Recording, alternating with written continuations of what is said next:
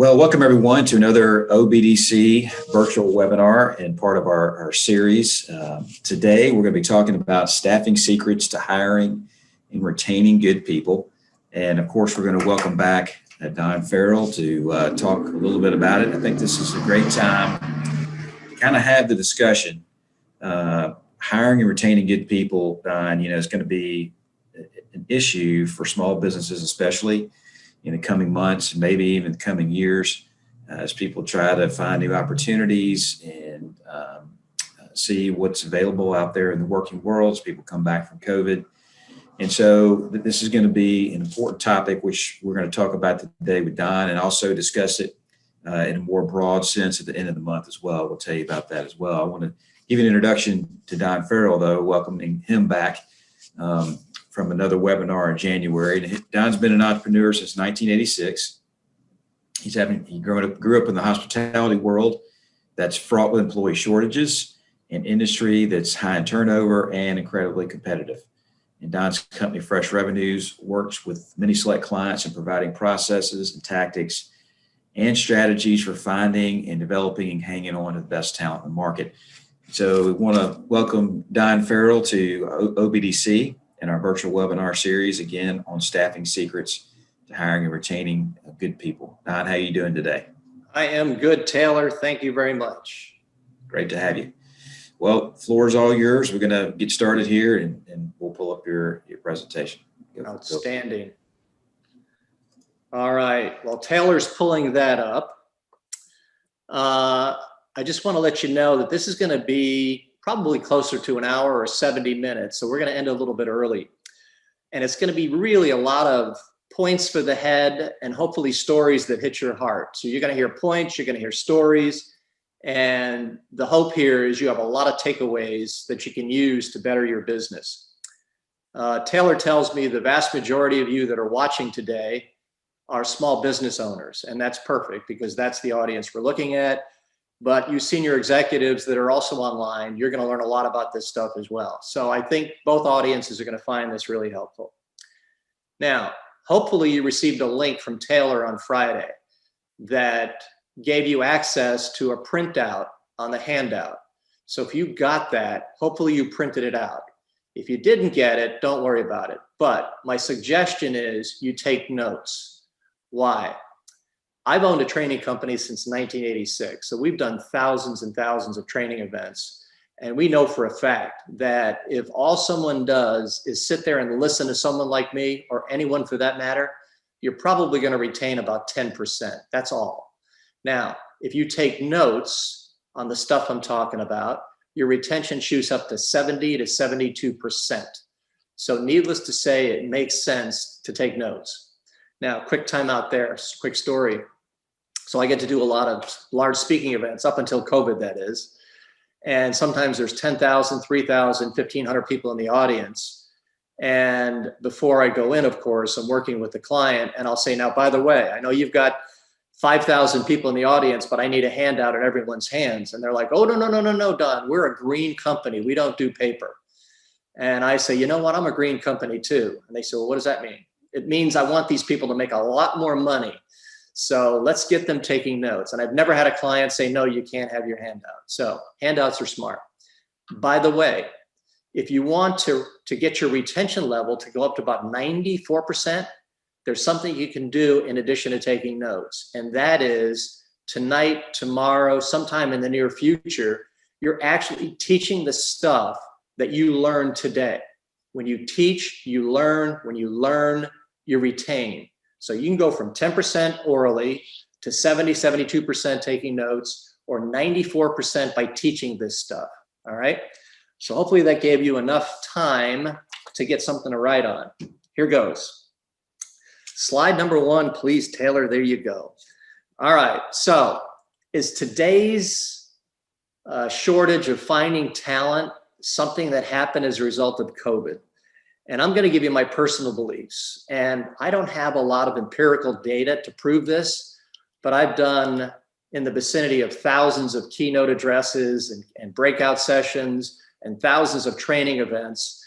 And I've asked every one of those audiences, almost every single audience, this question. Are you ready? The question is, service in America. And if you're using your handout, you can write America in that blank right there. Service in America, is it getting better or worse in your opinion?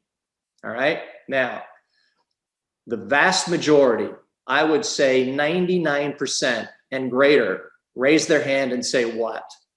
It's getting worse in America. Tell me why you think that is. And for the most part, they say things like, well, today's millennial, today's X, Y, Z generations, they don't relate socially as well as we were brought up to relate because of high tech. Okay, so as a result, their communication skills aren't as good, their social skills aren't as good, and man, they're so frustrating. That's the feedback I get from these audiences. And my point is this. We've had a shortage of individuals that we can hire that have stellar talent for quite some time now. COVID may have brought it to surface a lot greater than it had been, but this problem's been happening for a while. So this isn't a COVID problem.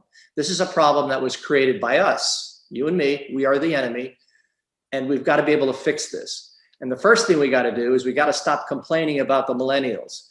They're here to stay. We've got to work with these guys. We've got to find the way to work with them. And hopefully today you're going to pick up some tips on how to do that. All right. So in letter B there in your handout, 1B, millennials, X's and Y's are perceived to have less than desirable communication skills. Well, you know what? They may, but there's some really great qualities about the millennials. And I'm just generalizing here, obviously, right now, in the interest of time. And one of those great qualities is they like working for organizations that give back. They like working for organizations that make a real impact on people's lives. So they want their job to have more meaning than maybe previous generations, okay? So there are some really good points about millennials. We've got to find them. We've got to work with them. Listen, we have no choice. They are the future. So we've got to work with them, all right? Letter C on your handout, 1C. A shortage of talent has been coming for a very long time. And the stuff I'm reading right now is telling us, and I believe it, in the next 6 to 9 months, we're going to see the largest brain drain in history. What does that mean? It means that people are going to try to pirate and steal your employees. There's going to be the largest brain drain in history starting right now for the next 6 to 9 months. So not only are we going to talk today about how do we go find individuals, we got to talk about how do we retain the people we've got. Because if you don't, someone's going to come along and steal them from you. And you've got all that stuff invested in those people, all right? So we've got to prevent that from happening if you can. A lot of us are exasperated because there's government, unemployment, starting wage is greater than what they could make working for you in some cases. So they would rather sit at home getting a bigger paycheck than actually working for you. That's a sad state of affairs. And the thing that I think we have to do is we have to create a differentiator between, okay, you may make more money sitting at home on unemployment for the next couple of months, but A, that's going to go away. And B, what we're talking about here is not just a job. We're talking about a future for you. So yeah, you can stay home for 2 months, and then what are you going to do? I'm talking about some place, my place, that cares more and is willing to do more to help you become the individual you want to be. I'm not sure you can get that sitting at home, okay? So we've got to give people, here's the net. We've got to give people more reasons to work for you than just the pay. As a rule, well, here's an example.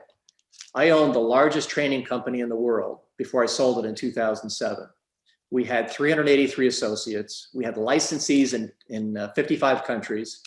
We had well over 10,000 clients. We were training globally, okay? And as a result, we got to see all this stuff that happens globally, and it's not just unique to America. This is a global problem, you know? So we've been able to work on these kinds of things for quite some time. All right, so give people a reason to work for you. Number 2 slide, please, Taylor. All right, finding talent, and let's talk a little bit about the interviewing process. So my question to you is, would you rather hire somebody who is currently employed, or would you rather hire somebody who's currently unemployed? Now, I don't know if there's a right or wrong answer, but you might have a preference. And your preference might say, you know what? I want to hire the person that's currently gainfully employed. Why? Because COVID hit, that employer may have drastically cut their payroll, and they felt that this individual that they retained was the best talent they could possibly retain. So this person might have a lot on the ball. So do I want to hire somebody who's employed or unemployed? Having said that, there are lots of unemployed individuals who are really, really good at what they do, and it was just an unfortunate circumstance. But I just wanted to give you something to think about. You want somebody who's employed or unemployed, okay? The next point I want to make is always, always, always be looking for talent. What I find is most business owners, when they go to Taco Bell and they're the 8th person in line, they're probably not evaluating that counter person as somebody they would like working for them. They're probably worried about their order. What am I going to do this afternoon? They're not paying attention to the most important detail maybe. And that is, does this person have a personality? Are they likable? Do I trust this person? Are they happy at what they're doing? I mean, those are the kinds of things we need to be looking for every single time we touch someone who's serving us. Starbucks, barista, whatever it is, waiter, waitress, whatever it is. Now, later on in this presentation, I'm going to tell you a story about a presentation I made to 3,000 bed and breakfast owners relative to this. So stay tuned for that. But the point is, please always, always, always be looking, and always, always, always have a stack of business cards in your pocket. Now, I know some people get away from business cards because they send them electronically, but there's going to be situations like at that Taco Bell where there's an individual at the counter. You'd love to have her working for you, you think, because she's got the personality. You don't know for sure yet, but you have a suspicion that she'd be great. Well, you've got to have that business card right there ready to go. Now, you're sitting there saying, wait a second. Are you going to approach that lady with her boss that's in 10 feet? And what's he going to say? And what are they going to do with my food? We're going to talk that through. Okay, there's a right way to make that presentation. So always be looking, have your business card available. Work with your current talent. I mean, they've got to have friends and family and people they know that they feel are good people. Quick time out. So there's a lot of companies, organizations that refuse to hire a mother-daughter or brother-sister or 2 brothers. And their theory is, if I make one mad, I make 2 mad. So I'm not going to do that, okay? I think at one point, you could have gotten away with that, but I think in today's economic times and the shortage of talent, I think that's something you may need to consider. And then the challenge becomes, don't make that person mad, all right? Don't make them so mad that they want to leave, so now you got 2 people leaving, all right? So the objective here is to hire stellar talent, and they both have to be stellar or you don't hire them. But I think you need to be open to that now, all right? So ask your current talent if they know of anyone, relatives, friends, family, neighbors that they would recommend that they feel good about, okay? Ask your customers and clients if they know of individuals. And I saw this happen. And I do this for a living, and I, honest to goodness, never thought of doing this. But I was helping a bed and breakfast, I was helping a boutique hotel. Hotels is my background. So I'm working with a boutique hotel in Hot Springs, Arkansas. Great little property in downtown, fabulous little property. And I think it's like 90 rooms. And the GM, the general manager, was serving tables in the dining room. And the people he was serving, mother-daughter, said, didn't you check us in? And he laughed. He said, yeah. He said, we're looking for talent right now. But until then, it's all hands on deck. And he made it sound fun, not like drudgery. Oh my gosh, I don't know what I'm going to do. I'm really overworked. No, it wasn't that. It's a challenge right now finding people. We're interviewing like crazy. We're going to find some good people. But in the interim, it's all hands on deck. What did the mother say? She asked this question. She said, well, tell me about the jobs that are available. So he said, well, the first one that comes to mind is I could sure use a waitress. So I don't have to wait tables. I don't know how good I am at waiting tables, but I know there's better talent than me out there that can do that. And she said, I would do that job. Well, as it turns out, not only did he hire the mother to be a waitress, he hired the daughter to work at the front desk of the hotel. So I never would have thought to ask my customers if you know of anybody, all right? Maybe it'll come up in conversation. They'll make it easy for you. I'm going to say this again because I can't bear over repeating. Always, always, always be conscious of individuals around you that you want to have a conversation with regarding employment, working for you. You'd rather go find these people than they find you, okay? So go see these people in action. The next point, having that initial conversation. So let's go into it. Ready? I'm going to tell you what happened with these 3,000 bed and breakfast owners. Their husbands and wives sitting together. And I'm up on stage. It's like an 8-foot stage so they can see me. Big stage, big backdrop with 3 large screen TVs. They can see me. And I ask a question. I say, the first question is, I need a volunteer couple to come up on stage. Do I have any volunteers? And they have no idea what they're volunteering for. These are owners of bed and breakfasts, okay? A lot of these people are millionaires. Some are multimillionaires, all right? So these are fairly wealthy to do individuals. Not all of them, but a lot of them, okay? I asked for a volunteer couple. How many hands went up out of 3,000? Not a one. And I said, okay, I'll make you a deal.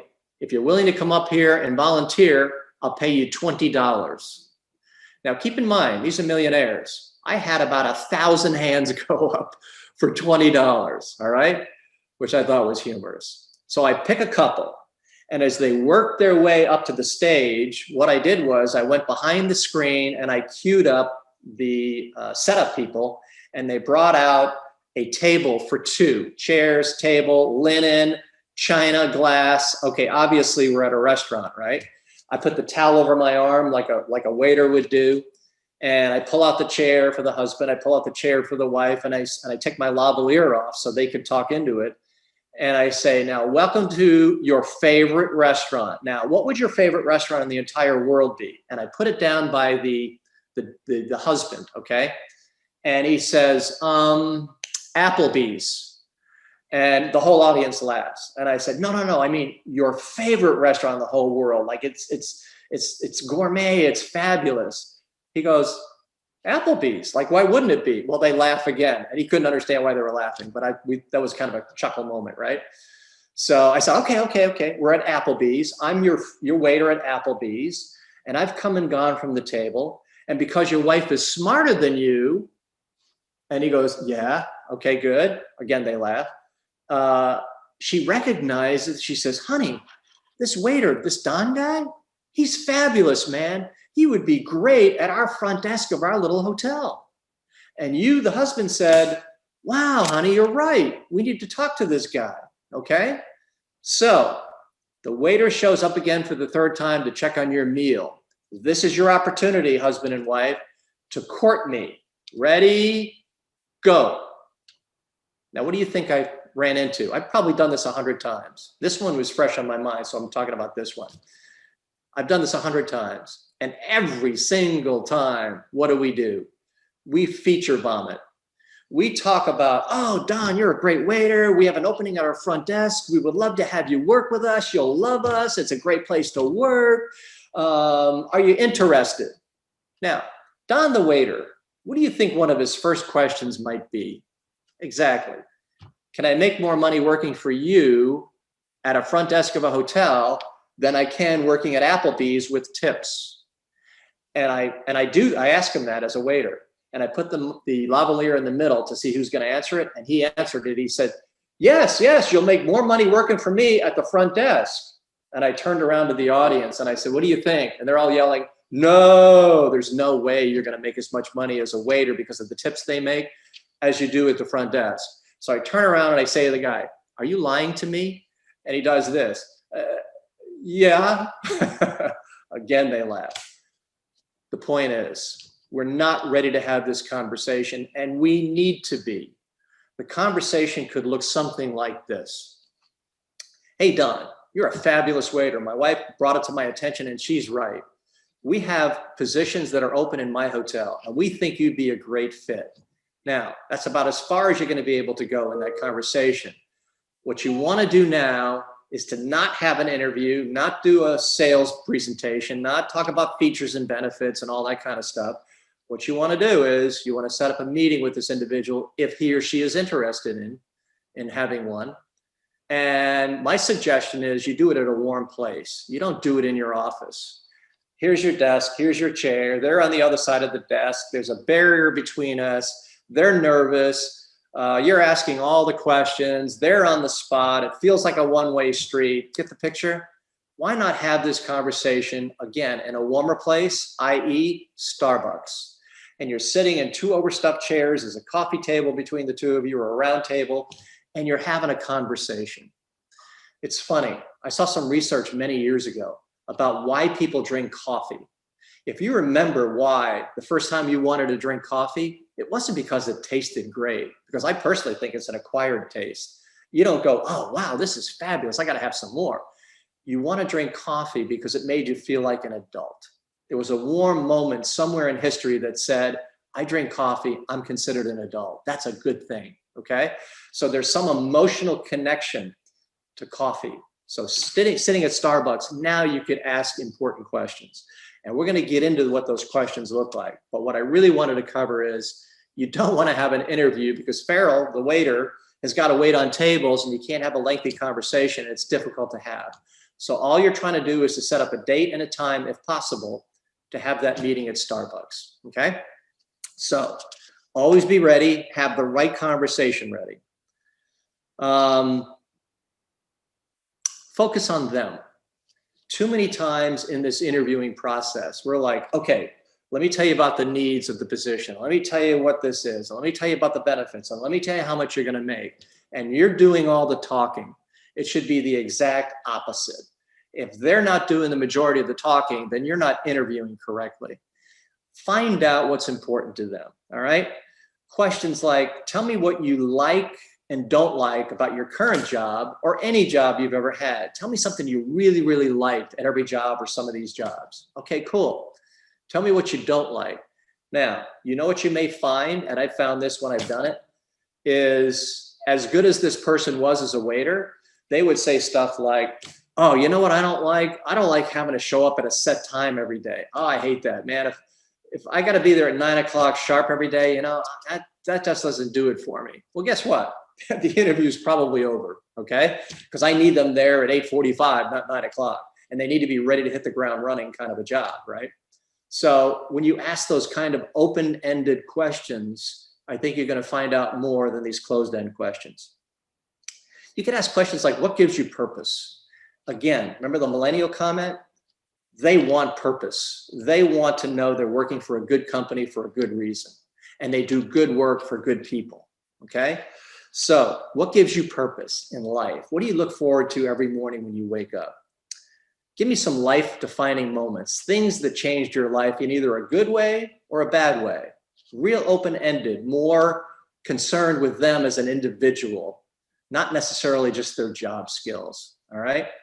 You've got to be able to communicate how you care more and you're going to do more for this individual. And right now, so far in this conversation, we haven't talked about the do more, but the care more is hopefully coming out in these questions and your follow-up questions to what they say. And you're laughing and you're chuckling and you're having a conversation. This is not an interview. It's a conversation. And they're more relaxed and they're more like who they normally are, okay? Here's a big one. After you've gotten the comfort level, you may want to introduce this. What I do for a living, quick time out. What I do for a living is we train. We train, we speak. Now, the difference between speaking, which is communicating, which is what I'm doing now, and training comes down to one thing.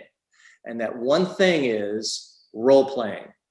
The difference between communicating, what I'm doing now, and training is role play. Role play is training. So you've had a relationship, you've talked to this individual now for 20, 25 minutes, maybe it's time to introduce a role play scenario. And you might set it up like this. You say, okay, look, I don't expect you to nail this because you don't know a lot about my hotel front desk position that I would love to have you apply for, but give it your best shot. You're gonna do fine. Just use your common sense, ready? So a guest walks up to the desk and he says this or she says that. what do you think your response would be, kind of thing. So have kind of a role play and then actually get into it. He or she, the candidate you're interviewing, might say, well, I think I would tell them something like this. And now you're that person. Oh, really? Tell me more, because I don't know. So you're having that actual role play. See how they do. Some do famously, some don't. Okay. And I'm not necessarily saying those that don't, you shouldn't hire, but it's an indication that, okay, maybe there's more work to be done here than I'm willing to give, or I don't have time to deliver. So I need someone with a little bit more experience that has been through these scenarios. That may be your defining moment. Okay. I was in an interview recently, and the interviewer, I was consulting the client, and they brought a candidate in for the VP of sales position. And they wanted me there to give an assessment as to whether or not they can sell. And the question the interviewer asked was fabulous. He asked, Mark, this guy's name was Mark, he was interviewing. He said, Mark, tell me your most scariest moment of your entire life. And Mark sat back and he went, wow, you don't hear that question in interviews often. He says, I know, do you mind? No, I don't mind, let me think. Oh, I know what it is. This is Mark talking now, right? He says, I'm into scuba diving, and I was in the Caribbean and we were doing a night dive. I'd never done a night dive before, he said. So we're diving a wreck. So here we go as a group, and we all go overboard, and it's pitch black. And he said, I don't know about you guys, but I didn't know which direction was up, down, or sideways because it's so pitch black. And he's got his light and he's shining it, okay? And he sees kind of a crevice, and he sees something moving over there in the rocks. And he kind of heads over there, and he's looking, and he's got his mask on, his goggles on, of course. And as he gets closer, this eel comes out and hits him in the eye. Hits him in the goggles, and it hit him so hard it snapped his head back. He said, I've never been so afraid in my life. Now, this person wasn't necessarily looking for all those details. They were looking for the passion. They were looking for how he could think on his feet. They were looking for his ability to tell stories. Why? Because this is a VP of sales position. You've got to be able to tell a good story, and it's got to come from here, not just here. And Mark did that. Mark got the job, not just because of that story, but that was a major piece of it, okay? So, good question. Scariest moment of your life. And then all the other questions you want to ask that are typical, but don't forget some of these, all right? All right. Hey, Don, real quick, I've got a question that Sure, go right ahead. It's come up for me. So in talking about the interview process, is the process and are the questions the same for millennials, Gen Xers, baby boomers, et cetera, or should you be asking different sets of questions for different types of people and their age? It's a great question. My personal opinion is this. You ask questions relative to the job and the tasks for the job and the kind of character of the individual you're looking for. And here's the biggest piece. Do they fit into my culture, or are they going to disrupt my culture? So whether they're 18 or 81, I don't change the questions because the questions are relative to the job at hand. That's what we're trying to fill here. So I would be ready to have different reactions. For example, if I was talking to a baby boomer, it might be like more bullet point kind of stuff. But with millennials, it may be more storytelling. But the intent is the same, Taylor. The intent is, do they fit the specifics of the job that I need? Are they a culture fit? Is this the kind of person that has good character and somebody I really want to work with every day? Because if they're not, then they're not a good candidate, whether they're 18 or 81, okay? But it's an excellent question. Did that answer it? Yes, absolutely. Thank you. Thanks for asking too, by the way. All right. You know what? We're not honest with people. We don't like conflict. We're going to interview someone. In fact, I got to tell you a story. I wasn't going to do this, but it just came to mind. So someone I know who's a dear friend is a regional business development director for a major pharma company. And she was telling me about their interview process. You have to interview with a panel first, and then you interview with several of the individual regional directors. There's 2 or 3 sometimes, and then you got to interview again and again and again. And I'm like, man, that's a lot of interviewing. Tell me when you find somebody in your conversation, your one-on-one, and already in 10 minutes into the conversation, you're like, they're not a good fit. I said, so what do you tell that person? She says to me, well, the truth is I owe them the courtesy of giving them a full hour because I don't know who they are for at least an hour, okay? So I have that conversation and it goes on for an hour. And I said, okay, pretend it goes on for an hour and at the end you still don't want to hire this person. What do you say? I tell them, okay, the process is this. We look forward to talking to you again and blah, blah, blah, blah. I think that's wrong. And I told her that. I said, you know, most people in small companies don't have the kind of time, a luxury of saying, hey, you get an hour. If in 10 minutes this person isn't a fit, then they're not a fit. And maybe what you've got to do to help them is to be honest with them. You can say, look, I'm going to be quite honest with you. You strike me as a terrific individual. I saw you in action at the Taco Bell. I loved you, but I'm not sure you're a perfect fit for the job that I'm talking about right now. You may be a fit for something else, but not right now. And let me tell you why not. So this person walks away. Yeah, they're dejected. They didn't get the job or even offer it, but they learned something about themselves. So the next interview or in their job, they actually can perform better. Kind of relative to this is in my first training company, that one that was the largest in the world, we would be at trade shows and there's thousands of people walking by. It's Vegas, let's say. And many a time somebody would be walking by our booth and stop their buddy and say, oh, Charlie, these are the guys I was telling you about. This is the company I interviewed with. These guys are fabulous. So that gets my attention. I come from behind the booth. I shake hands. I say, now you said you interviewed. We didn't hire you? He said, no, but you guys were great.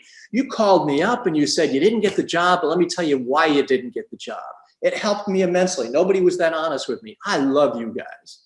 So people that didn't even work for us love us. How cool is that? Okay.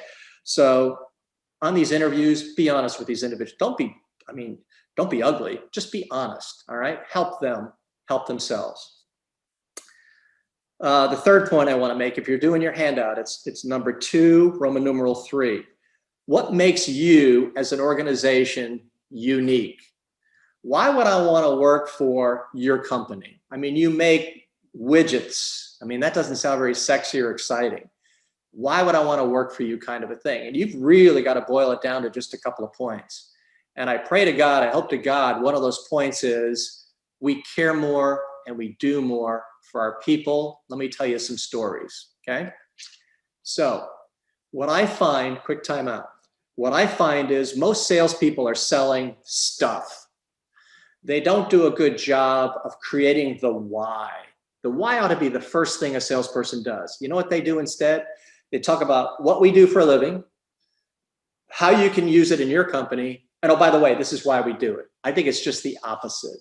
Why is what we ought to be focused on first and foremost. And the question is, why should this person work for you? Why should they work with you?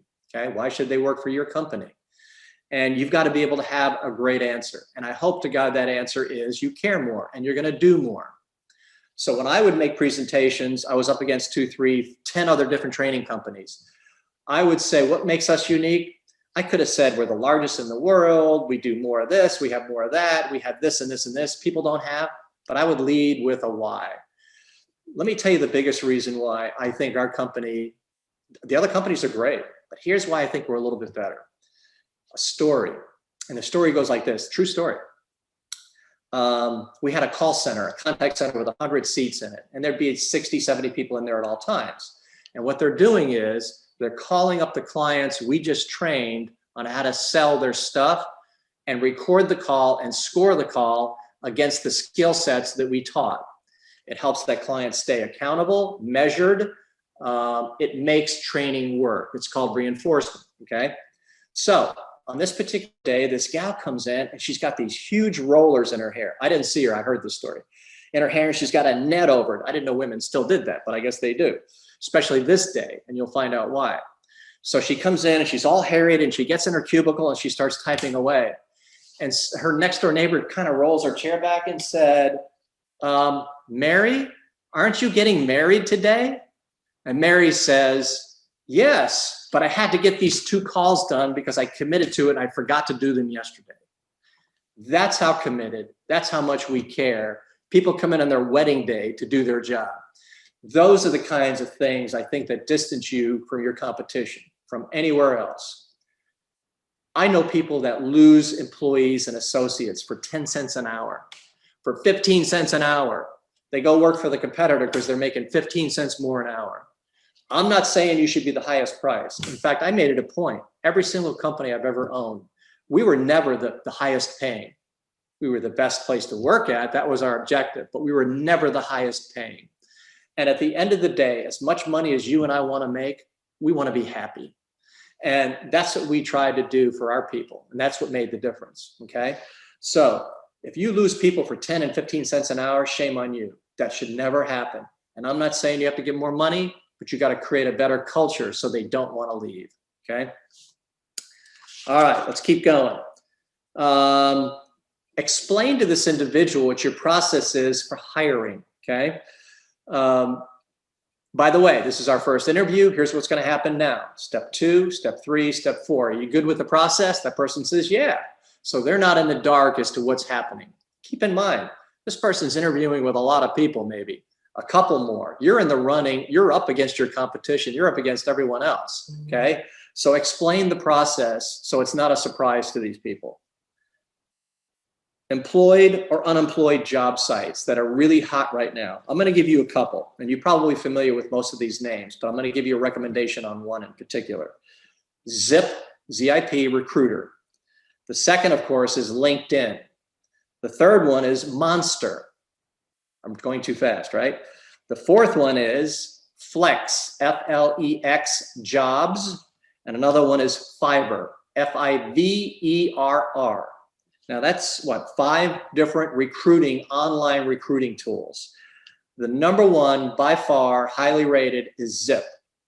I used Zip recently for my church, where we were in the hunt for a communications director / volunteer director, okay? And I took them up on an offer where for an entire week, I think it was a week, it might've been 72 hours, something like that, where we had a free listing posting the job. And they were saying, we'll probably find that individual within the first 72 hours. But if not, we could retain their services and they would help us find them and they would keep us online longer. I'm telling you what, our message hit the internet waves and we had 30 resumes in the first hour. And of the 30, 10 were qualified to do this job. And it was hard getting it down to 2 or 3. That's the kind of talent that showed up. So I'm big on Zip Recruiter. That's my recent experience. I've heard others say the same thing about Zip. So you may want to look at that. I believe they still do you can post your job for free and they'll do a broadcast to 100 different employers they think would fit that bill for someone individual. I'm sorry, it's the other way around. You're looking for employment. They'll send your resume out to 100 different employers. So they're willing to do those kinds of things for free to get you into the deal. But even if you pay, I think it's highly worth it. Number 3 on your handout, the offer that you make and showing up for day 1. So for the last month and a half now, I'm talking to a lot of angry employers. And they're angry why? Because they took 3 weeks, they interviewed a bunch of people, they found the person they loved, and they offered them the position, they accepted it. All right, you're going to start when? I got to give my current employer 2 weeks. Totally get it. Glad you're doing it. When the person says, oh, I can start tomorrow, they don't need advance notice. Might be a red flag. So I need to give 2 weeks notice. Fabulous. 2 weeks from now, they don't show up on day 1. I'm hearing more of those stories than people actually showing up. So what's happening? What's happening? And the employers are getting frustrated. Like, can you believe these people did this to us? Well, you know what? We kind of did it to ourselves. And I'm going to give you some steps that we can follow to ensure that people show up to day 1. You went through a lengthy process to find this person, interviewing, time.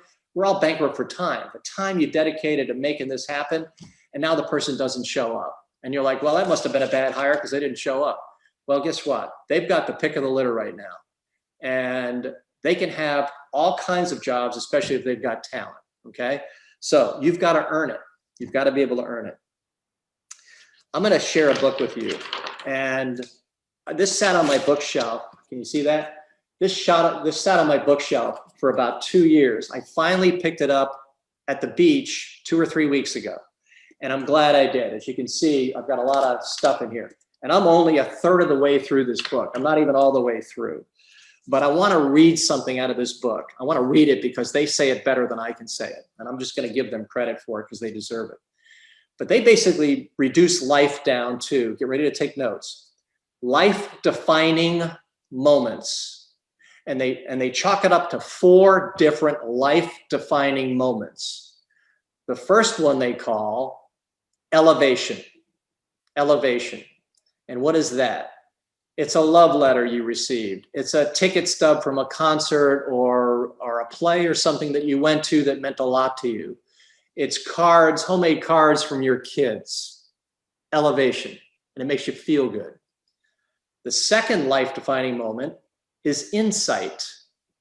And basically, these are quotes that you read that moved you. Okay? So you've got some insight because you saw a quote that you really liked. Okay? The third life-defining moment is pride. Ribbons, trophies, awards, your diploma.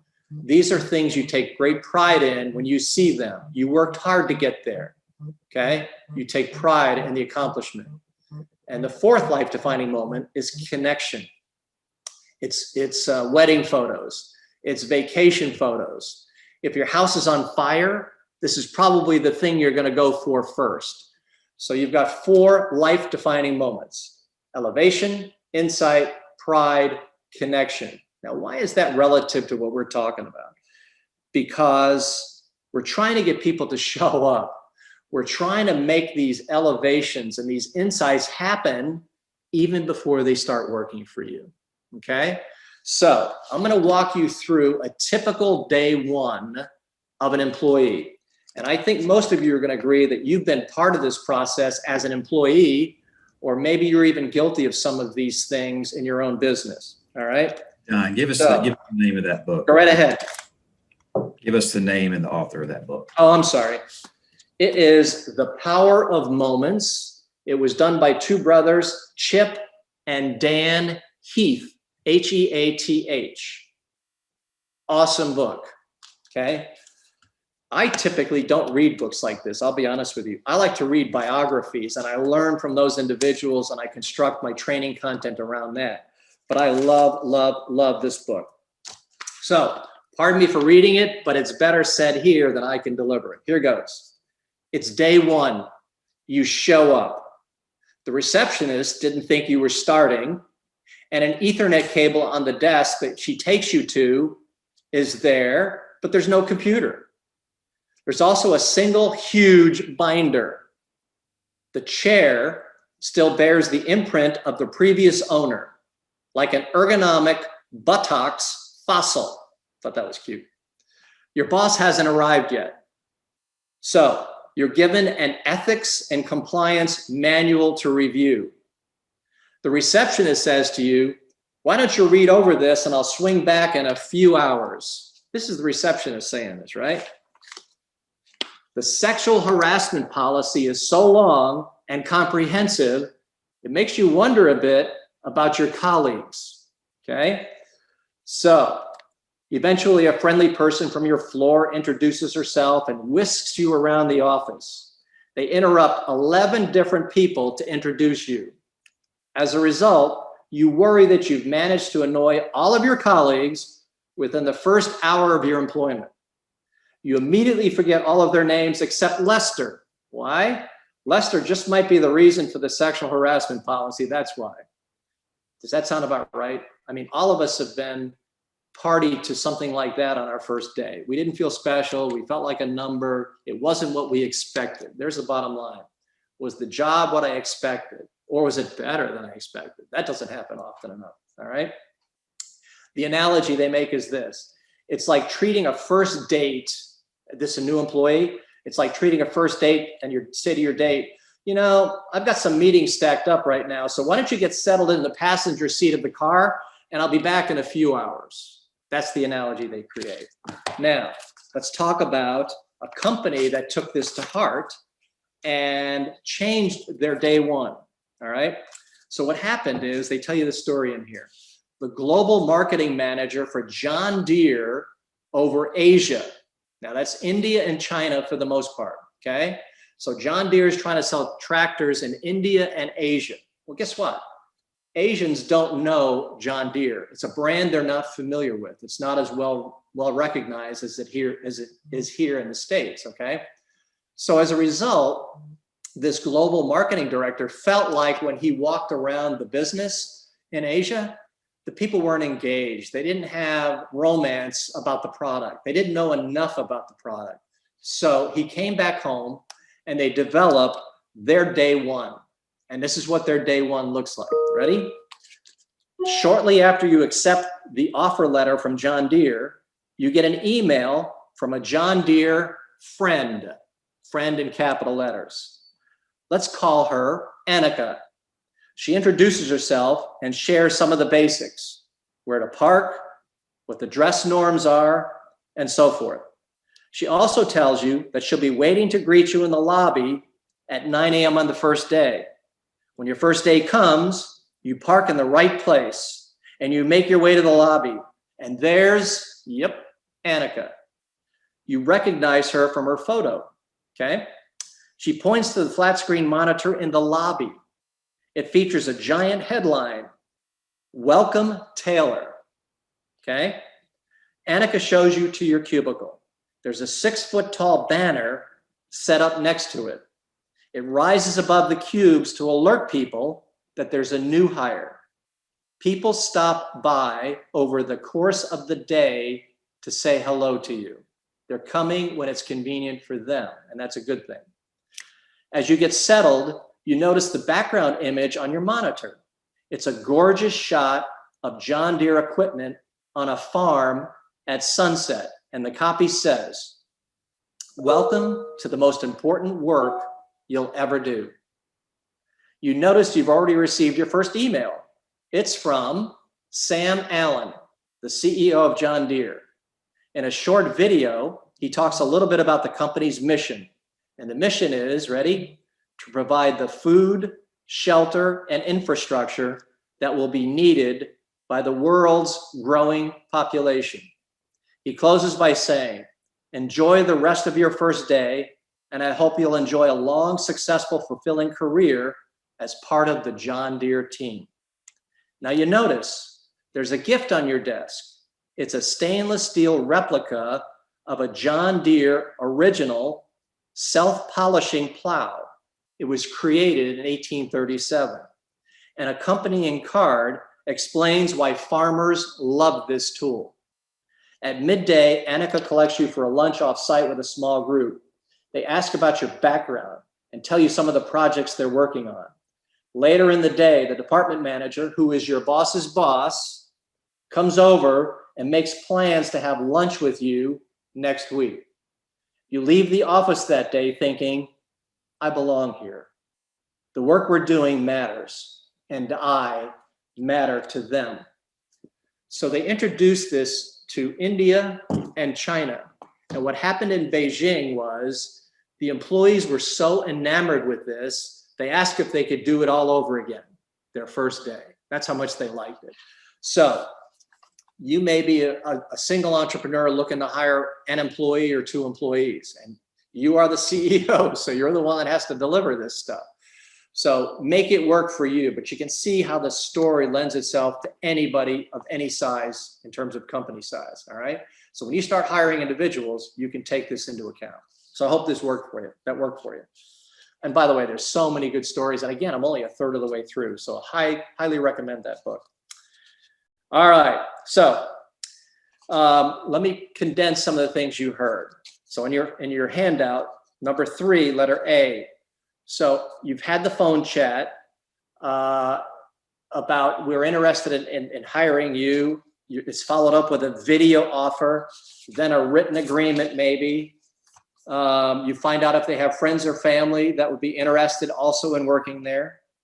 And here's the key. Remember those people I told you about that for the last month and a half, 2 months, their greatest gripe is people don't show up for day one?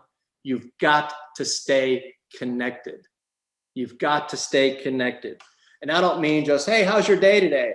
You're sending them emails, you're making a phone call, you're sending a video.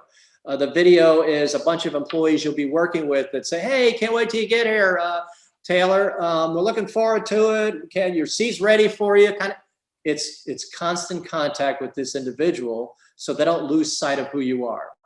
Is anyone else going to do that? I doubt it. They may do a couple small things, but you're doing a lot of little things that really make a difference. You're investing in your people. And you and I both know there's no single greater investment than in your people, okay? All right, letter D, set the expectation of what they're walking into. So let me give you a scenario. This is happening a lot in the hotel world. So COVID hit. These poor people have been working the front desk. They've been working overtime. They've been working 7 days a week in some cases. They're lucky to have a job, so they're not complaining, but they're fried. They're burnt out. And they're going from a small garden hose to a huge fire hydrant because now all of a sudden people are starting to come back from COVID and we don't have enough staff, so they're really, really maxed out, okay? If that is indeed the case and you're hiring, let's just say in this case, a front desk associate to help out, you tell them what's happening. And here's the expectation. And don't worry, it's going to calm down. But what I'm hearing is, even at 4-star hotels, what's happened is because they're doing business with folks they didn't necessarily advertise to, okay? So you're a 4-star hotel.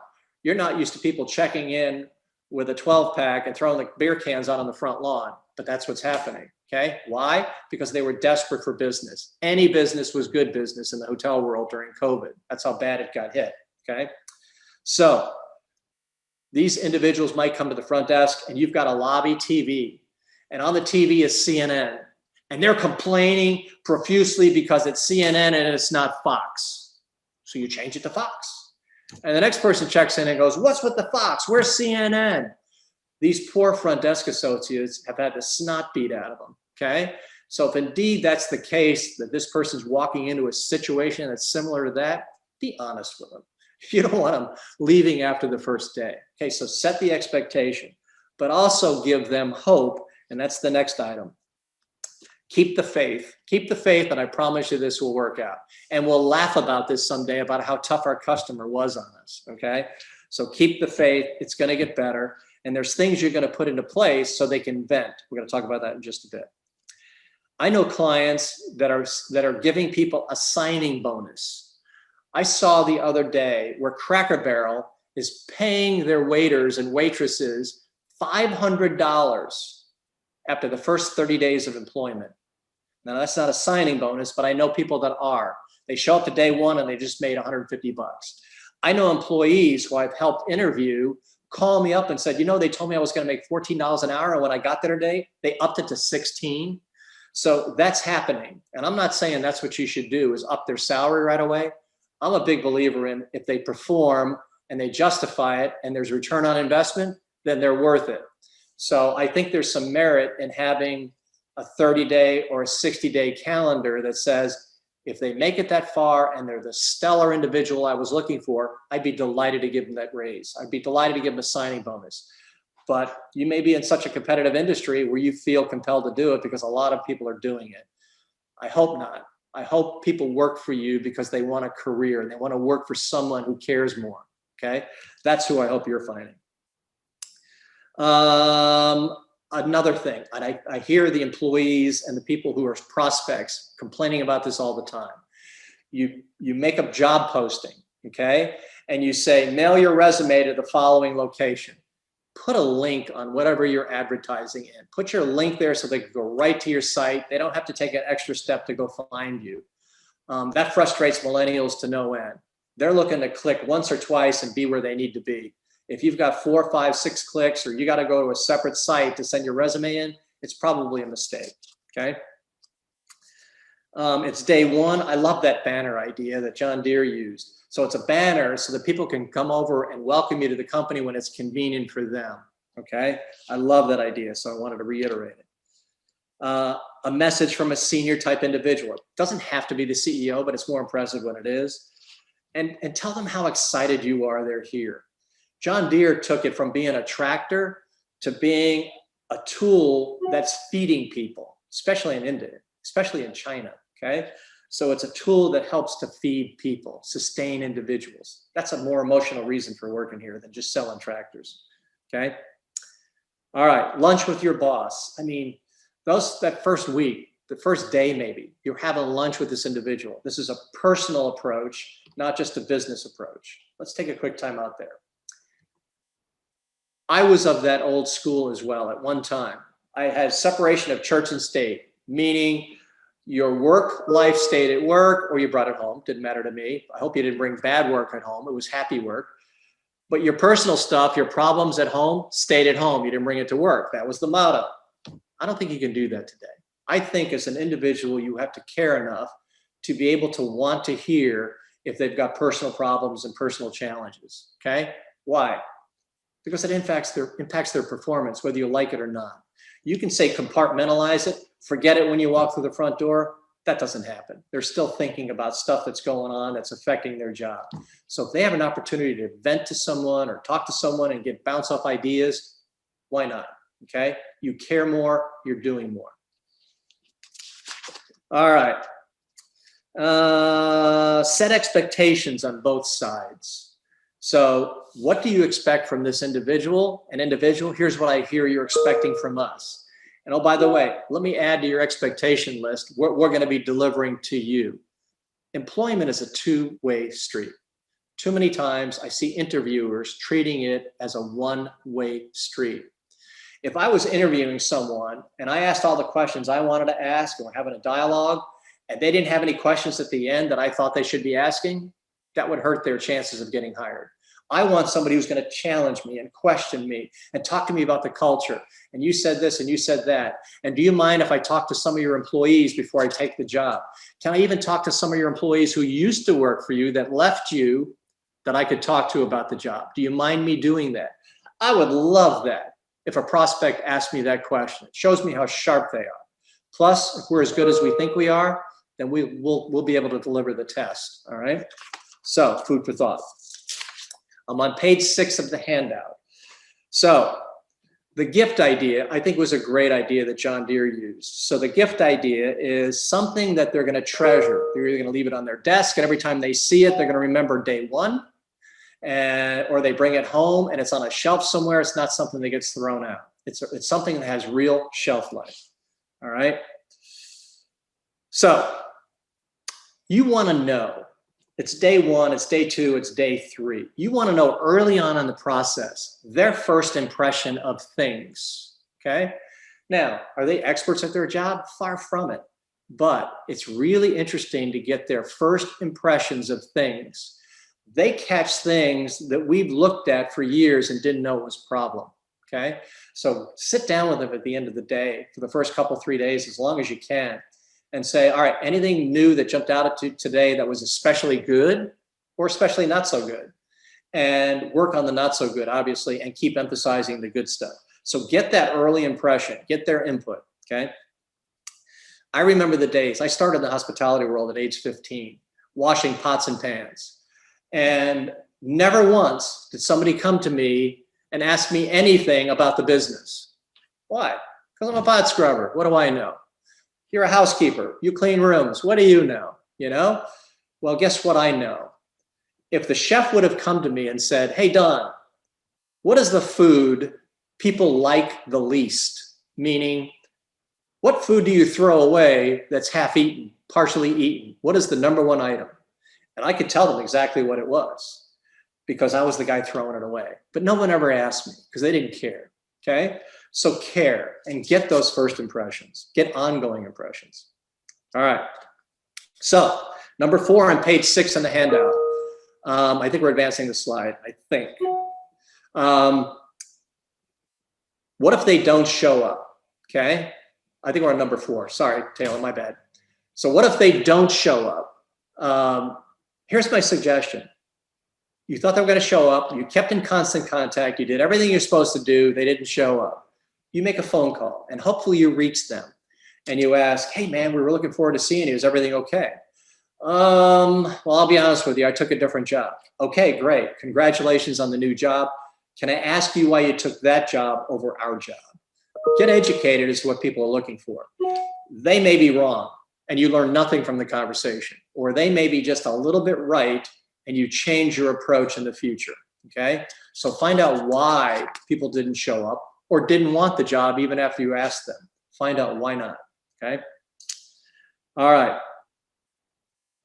What about your current associates? These personal conversations daily with your current associates, personal conversations. Tell me about clubs you belong to. Tell me about the people you hang out with, kind of thing. So talk to them about their friends and family on a personal level if you can. Get the help of your veterans. And when I say veterans, I mean not just military veterans. I mean people that have been there through the battle, right? Day in and day out, especially through COVID. You want to use them to help lead the newbies. The newbies just got hired. I want you to mentor them. I want you to coach them. I want you to take them under your wing. That makes your veterans feel a lot better about the battles they've just fought for you. And now you're kind of rewarding them with that kind of a thing, okay? I can't emphasize having lunch with the new individual or even the veteran individual enough. Think back, I think now even, when people come over to your house, where they congregate more times than not? Exactly, the kitchen, okay? We break bread over food. We break conversation over food. So why not take them to lunch, take them to breakfast, dinner once in a while, and make it more personal, make it more caring, okay? It's the first 30 or 60, 90 days. I'm on slide 6, sorry, Taylor. It's your honeymoon period, okay? It's your honeymoon period. It's the first 30 or 60 days. I saw Hampton do this, and now I see a lot of hotel companies doing it. They call it a morning huddle, and it lasts 5 minutes, 10 minutes max. And you're not even allowed to sit down. You're standing up. Why? Because we don't want this to be a long, drawn-out meeting. And these 5 to 10 minute huddles are nothing more than, all right, everybody gather around. Real quick here, and this is a morning huddle, first thing in the morning. And you're talking about, okay, something happened yesterday, be aware of it. Here's a couple things that are gonna happen today. Anybody got any quick questions? All right, we're on the same page, ready, break. It's a morning huddle, especially for newbies, okay? Especially for the veterans who can now mentor these newbies who are in this huddle, okay? So recognize them for that. At the end of the day, why not do a 5 minute debrief with that new hire and say, all right, talk to me about your day, good, bad, or ugly. Okay, things you think we should improve on. Very good, looking forward to seeing you tomorrow. Cool, high five, see you, man, boom, done. Give them, the newbie especially, and the veteran, an opportunity to vent during the day. So you've got a quick break, come into my office, we'll close the door, for 30 seconds, a minute and a half, you get to vent, we get to laugh about it, you take a deep breath, you go back out there and you go get them, all right? So if there's an opportunity to do that. Because, let's just use the hotels as an example because it's near and dear to my heart. We work with many other industries, but those are my cores, that's where I started. So it's easy to go back to that. You're working your people from a garden hose to a fire hydrant. As a result, they don't even have time to take lunch. So why not buy a little refrigerator, stick some sandwiches and drinks in there, so on the run, they can grab something to eat and come back to where they're working. Not ideal, but better than starving all day long, okay? So why not do sandwiches and drinks for these guys? If you've got ice cream bars, if you've got ice pops or something like that, something that is kid-like, it brings back good memories. You know, they take 5 minutes, they eat the icicle and they put it down, all right? And they go back to work. Let's see, 30 and 60-day review.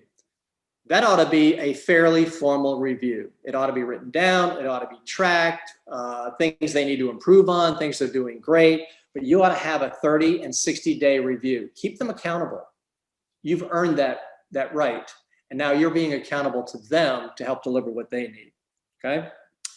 Now, I want to tell you a long story. We're still on number 6, letter F. Monthly, informal mentoring sessions. So this is an informal session. And let's just pretend it's the first one. In fact, I'm going to tell you an exact scenario that happened to me when I did this, okay? So I've got 383 associates in that large company. Today I have 33, the best of the 33 of the 383 associates. When I sold that company, I took 20 with me. I've got 383 associates, and the first time I did this, I couldn't interview 383. I interviewed the people who were my direct reports, 5 people. And the first time, the first month, I'm sitting with this individual. And I said, okay, Bob, we talked, actually, you've been working for me for a while now, and I haven't taken the time to find out what you want to be when you grow up. And shame on me for not doing that. But can you share with me, Bob, your thoughts for what you want to be when you grow up? Now, this person could be 60. I still say those words. This person could be 16. I still say those words. When they're 60, they laugh. And they say, well, I've basically grown up. Okay, do you have any career goals? Do you have any aspirations that are longer term that you'd really like to accomplish? Now, here's what happened on like one of the first times I ever did it. This is about 15 years ago. The individual says to me, I don't really want to tell you because you're going to laugh at me. And I'm like, laugh at you? I'm not going to laugh at you. It's your life we're talking about here. And they said, okay, I'll share it. I want to be a fireman. A fireman? You got to be kidding me. I didn't see that coming. What turns you on about being a fireman? Well, this guy was ex-military. So he likes the rush of saving people, of helping people. He loves that rush. And it's his favorite moments in life. Okay, so that's kind of cool. So let's help him get this. It's his life-defining moments, right? So I said, all right, a fireman. Let me ask you something. What does it take, not to be a fireman, what does it take to be a stellar fireman? The best of the best fireman? What kind of skills do you think it takes? And he's never been asked that question. He's never thought of it that way. And he started saying to me, well, I got to learn how to work fire hoses. I said, good answer, but I can't show you that in this current position. Give me something else. I need to learn how to put ladders up against a building. Again, I can't help you with that. So tell me something else that you might need. Well, I can't think of anything done. And I said, I can't either, but let me throw something out. You're working under duress. It doesn't get more emotional than somebody's house with their personal belongings and photographs that are going to be destroyed forever are gone forever. So that's pretty emotional. And these people sometimes run back into the fire to save this stuff. You're working under duress. So wouldn't it be cool if you were a fireman that knew more about emotional intelligence and how to work with people when they're freaking out, or people that are in your face, or people who have just totally lost it? Wouldn't it be great if you knew how to work with those individuals better than most firemen? He went, wow, that's awesome. That would be great. Well, that's super, because you know what? I can teach you that in your current job. Okay? So take an interest in this person. By the way, that was the first month. So I said, okay, so the next 30 days, you're working on being a fireman in addition to your job, right? Right, got it. So, and by the way, you need to work on something else. What's that? You need to be better at this and this. Yeah, I know. Okay, let's role play that. Okay, good, you've got it. 30 days have come and gone. We sit down for the second time. Let's talk about those skills I asked you to improve on. I told you you were too impatient or too deflective of people's comments like they don't count. And I know you didn't mean it, but that's the way it came off to your associates. I've been watching you in action and you've been much better at that, but you need to work on something else now. And this person looked at me and he said, are you always going to keep doing this to me? Like I got to do something every month? I said, yes, I am. And do you know why? Why? Because I want you to be a stellar fireman. That's why. And he went, okay, now that you put it that way, I get it. So, all right. And he gets up to walk away. I said, well, sit down. What have you done in 30 days to become a fireman? Oh, Don, I'm going to school. I got this. I don't have time. Oh, I'm not trying to rush you out the door. I want you here as long as I can have you. But I was just curious as to what you did. Oh, I'm going to do something different next month. No, it's whatever works for you and your timeline. Okay, I'm just curious. But before you leave, I want you to know I did something. What did you do? He says. I called up the local fire station. I didn't know who was going to answer the phone. It just happened to be an older guy. His name was Gus. Okay. And I said, hey, Gus, this is kind of a strange request, but I'm Don Farrell. I own this company. And one of my associates wants to be a fireman someday. Would you be willing to sit down with this guy and talk to him about what it takes to be a fireman? And Gus said, absolutely, I would do that. We can do it over coffee. I said, awesome. Can I get him to call you? Sure, here's my number. Bam. So I tore off a piece of paper and I gave it to my employee and I said, call Gus. Have a cup of coffee with Gus. and find out what he knows. I don't know if he's an expert, but he's an older guy. Something tells me he could teach you something. What does that employee think of you? He's being offered more money to work for them. The brain drain, they're going after your associate. You've got to care more. You got to do stuff like that to be able to help these people. Now, honest to goodness, I've been in meetings before where I've made this kind of presentation and somebody will raise their hand and they'll say, but Don, if you help him be a fireman, my turnover is going to go up. I'd rather not do that. So my answer, my comeback to that individual, and of course the audience is appalled. They're like, how could you be so stupid? But let's just focus on this one individual. I said, okay, fair point. You're right. It's going to create some turnover, but it's the good kind of turnover. They left for the right reasons. And the question becomes, person, would you rather have a pretty good employee for 2 years or a super stellar one for 1? And of course, most people answer, I'd rather have a super stellar for 1. And that's the right answer. And believe me, when you treat your employees like that, your associates like that, the neighborhood's going to find out. Now they're going to be calling you. I want you to do that for me. You did that for my buddy John. Can you do that for me? Okay. So people are going to know that that's your kind of culture, the culture they want to work for. How cool is that? So hopefully that fireman story helps you. Moving on to slide 7, Taylor, we're running out of time here, so I'm going to pick up the pace. Getting them to stay. Now, if you do, and you stay committed to it, every month you do that informal review.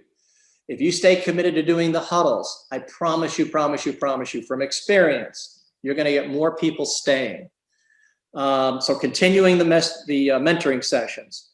The constant improvement process, okay? Making them better at what they're doing will help them be better at whatever career goal they have in mind. I forgot to mention this. Let's go back to the career goal. You've got people that don't have career goals. They don't know what they want to be. And it's not your job to help them decide. They'll decide. They're going to wake up someday and go, bam, you know what I want to do? I want to do this. But that's for them to decide, okay? So for those individuals who you say, what do you want to be when you grow up? And they say retired or I don't know, you got to tap into their personal passions. What are you passionate about? I'm passionate about my family. Okay, tell me about your family. And you're going to find things about their family that you can help them with. The next meeting you have, you've got a book you hand them about family life.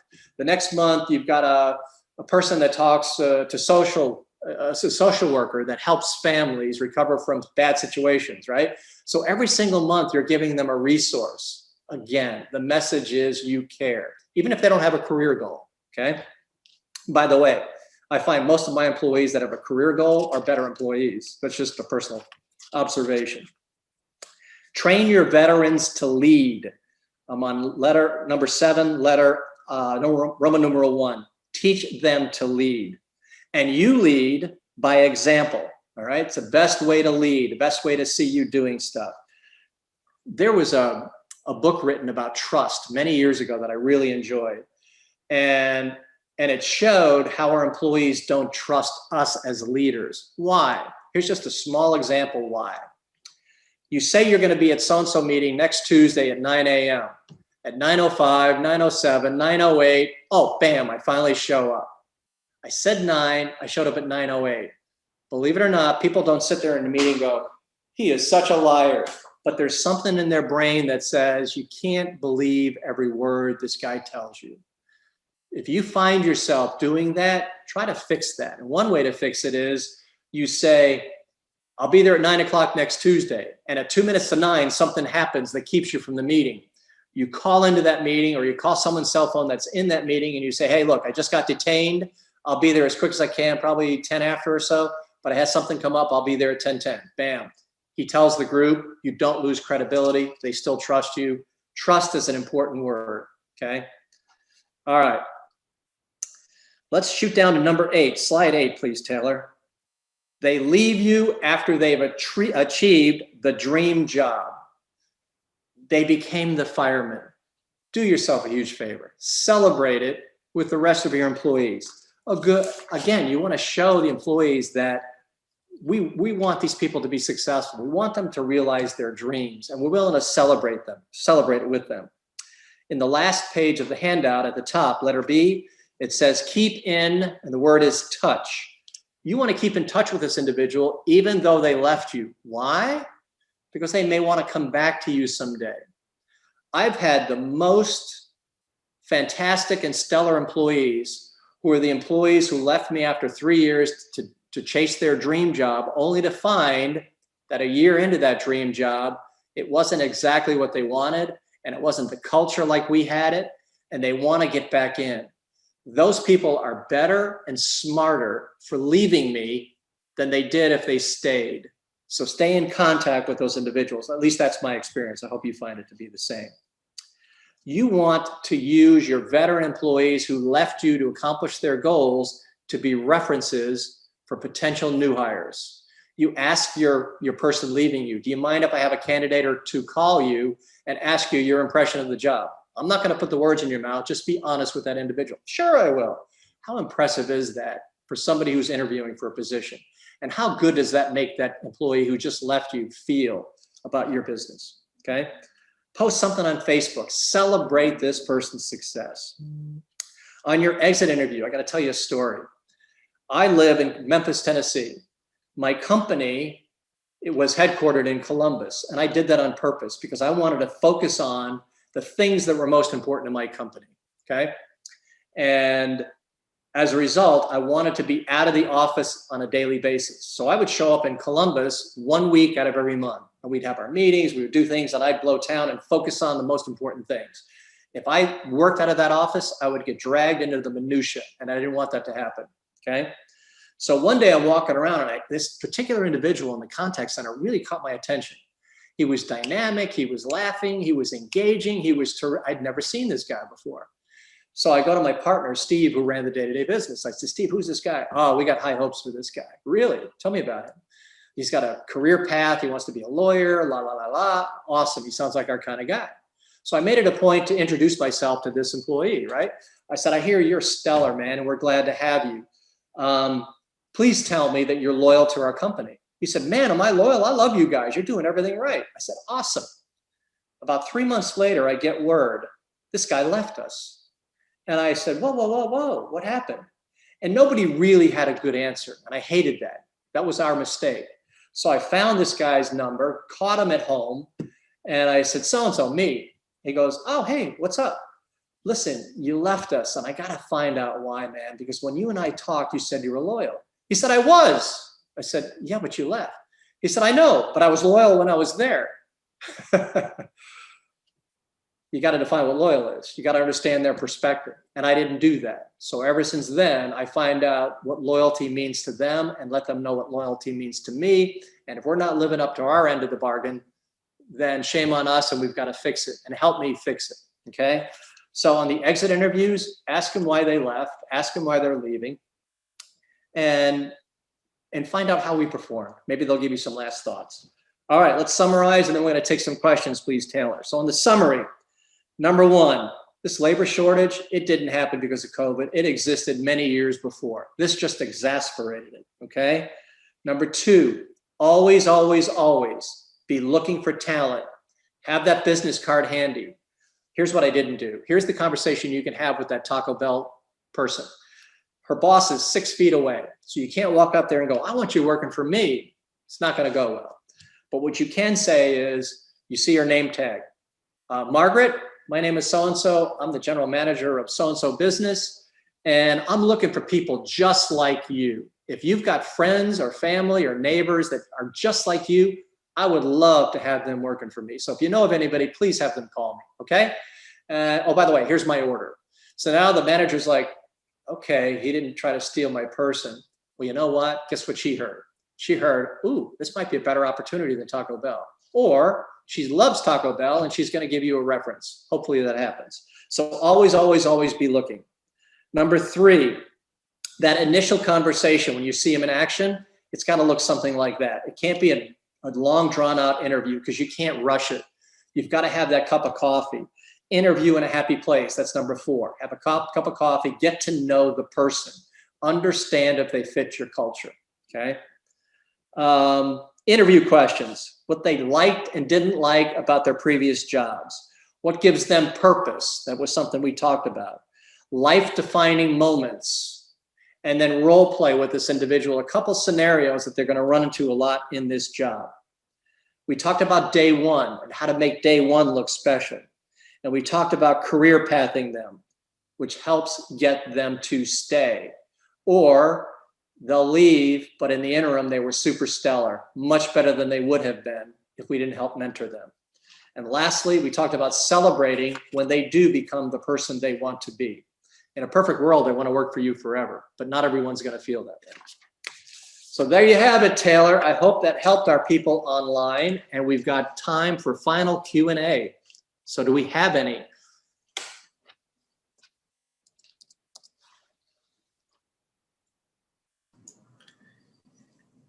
Yeah, actually, we got a couple questions, and if you want to type a question, go ahead and type it in the chat or Q&A for us, and we'll be happy to answer it. And Don, I've got a question for you. And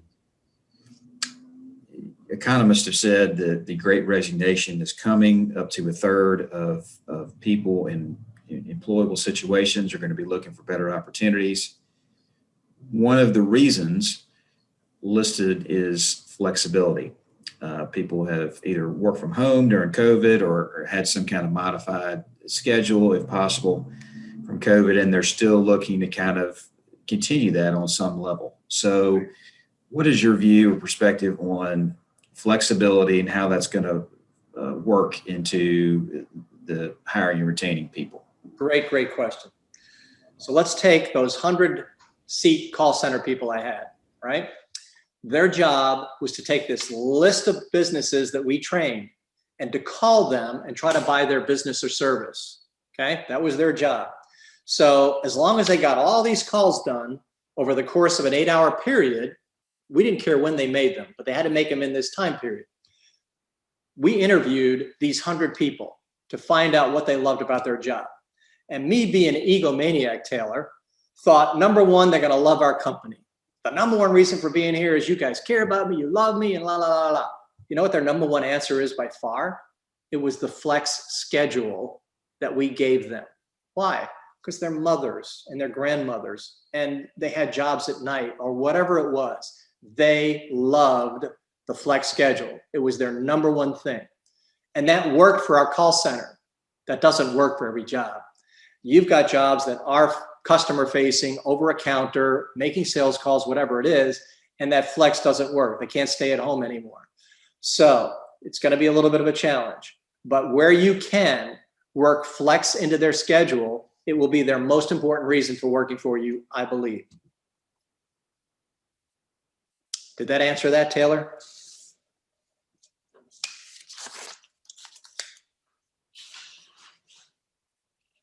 Taylor, did I lose you? I think I lost you, Taylor. Oh, there we go. I'm still here. All right. Having a hard time getting back on, but yeah, that was a great answer to that question. And I know flexibility is going to be a huge issue with employers. This is going to be a, like I said, a main selling point, I guess, if you're trying to hire new people and retain them as well. Yeah. Any final thoughts for us on, just general understanding to take away from this hour with you, Don? Know that, now you already know this, confirm that your employees, your associates, your comrades are the single greatest reason why anyone should do business with you. Unless you're the person that's meeting every single customer, every single client, they're the face of your company. And when you're finding these people and you find them, the culture fit is so critically important. Do they care about the individual they're doing business with? BMW hired us many years ago to train salespeople. And you know what they trained us and asked us to do? Train them on how to care. And what we found, of course, is they cared, but they didn't know how to communicate that care. All they knew how to communicate was, do you want this car? And they worried about their commission. Well, we had to redefine what their purpose in life was. So you've got to be able to find that individual who fits into that culture piece in your company. The rest of it's common sense. The rest of it is just being human. The rest of it's caring more than somebody else. Talk is cheap, people. You got to be able to walk the talk when it comes to caring and delivering more. unless you want to be the guy that's paying $5, $6, $10 more an hour. And even then that doesn't work. I'll finish with a story. Probably 15, 20 years ago, I got to see this in real life. I always thought it was true, but I never got to see it. I got to see it in action. Ready? So there was a boutique hotel in downtown Chicago, and it was no brand whatsoever. So it was independent, okay? And they had a tough time hiring front desk associates that stuck around because Marriott, Hilton, Westin, all these guys are pilfering their people, okay? So the GM goes to the ownership and he says, look, the competition's paying $12 an hour. I want to pay 20. And when I pay 20, I'm going to find better looking, better smelling, better equipped, smarter individuals. And what happened was he did. These were models, these were actresses, these were people that had high energy, they were very engaging, they were very people. And in about 60 or 90 days, they were just like the competition's front desk associates. And they should have been paid $12 an hour because they didn't earn 20. So what's my moral of that story? You can hire better individuals and pay them more, but if your culture is not super right, they're going to revert back to the way lesser performing people perform, and it's going to be okay. Can't let that happen. Okay. So hopefully those are good last thoughts for you to keep in mind. That's it, Mr. Taylor. We almost took it to the 90 minutes. Well, Don, I want to thank you, because I think I really engaged you to do this webinar because it's such an important topic right now for so many businesses. If you're not talking about it right now, you certainly will be in the next 6 months. Exactly. Within the next year. Yep. And it's such an important topic. I think we're going actually to expand on it towards the end of the month. Thank you so much for giving us these tips, these techniques, this inside information to hiring and retaining good people. I totally appreciate you and your willingness to share your knowledge, which is vast. And we appreciate you joining us at the OBDC. And I want to tell everybody again, we are going to expand on this topic at the end of the month. If you want to join us on June 29th, 10 a.m., right here at OBDC Memphis on the Facebook page, we're going to live stream this. You can sign up for it at eventbrite.com if you want to register so we'll know that you're going to attend. We're going to be talking with Don as well as some of our partners at the Entrepreneurs Network Center. Ernest Strickland, who's the new president and CEO of the Black Business Association, will be joining us as well. Stephanie Alexander, who's executive director of Memphis Area Minority Contractors Association, will be joining us talking about the contracting industry and what it looks like there as well. And then Sarita Price from the Tennessee Small Business Development Center will also be with us. She's an HR professional and has a lot of insight along with Don. We'll be talking about this in a panel discussion. We're just going to expand this topic because I think it's such an important topic to be talking about right now. And again, Don, I want to thank you for joining us here at OBDC, our virtual webinar series, and giving us this important information. Well, listen, on behalf of anyone viewing this, we thank you for doing this. You don't have to do this. You're doing it because it's a smart thing to do. It's the right thing to do. So on behalf of the viewers, thank you. Thank you as well. All right. And we'll see you soon for our next business topic at OBDC. Have a great day, everyone. Thank you. Thanks, Don.